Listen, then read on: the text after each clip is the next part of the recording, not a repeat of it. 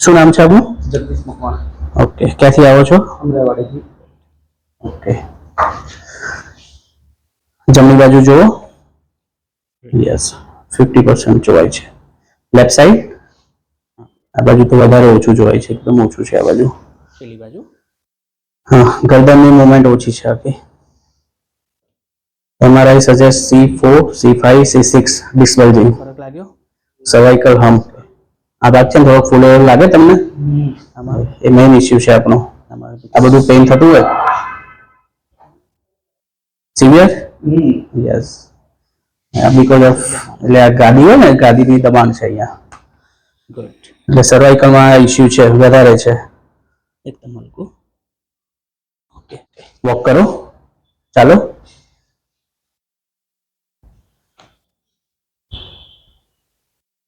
Pelvic mobility ઓછી છે. અંગૂઠો પકડો. કઈ જગ્યાએ પેઇન આવે? આ ભાગમાં ને? ઓકે, અહીંયાથી બેન્ડ જ નથી થતું, એકદમ સ્ટીફ થઈ ગયું છે. અને એ L4 L5 માં ગાદી પર દબાણ હોય એના કારણે. હા, એ બધું સ્પાઝમમાં છે આખું.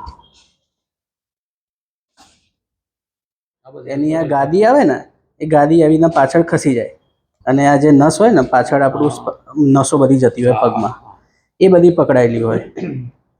ટૂંકમાં તમે રેડ કલરનું જોવો છો ને, એવું તમારું L4 L5 માં છે. અને એ જે આખું ગાદી છે ને પછી નસ ઉપર દબાણ કરે આવી રીતે. હા, ખાલી ચડે. આ નસ દબાય એટલે ખાલી ચડે. જેટલું તમે અહીંયાથી આમ આગળ નમો ને આમ, એટલું એ વધારે ગાદી પાછળ જાય. એટલે હા, આગળ નમવાનું ઓછું રાખવાનું, વજન ઉપાડવાનું ઓછું રાખવાનું.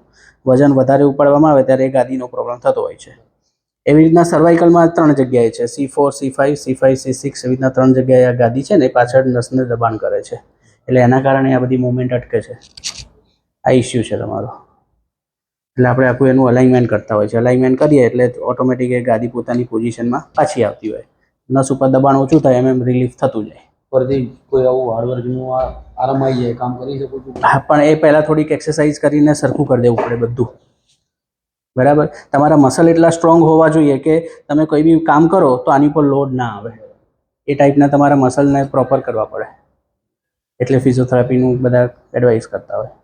એટલા મસલ સારા એટલું આની ઉપર સ્ટ્રેન ઓછું પડે. બરાબર ને?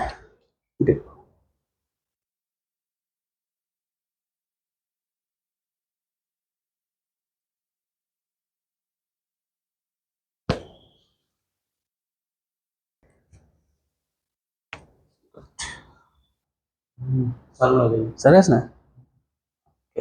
ખાસું ખુલી ગયું.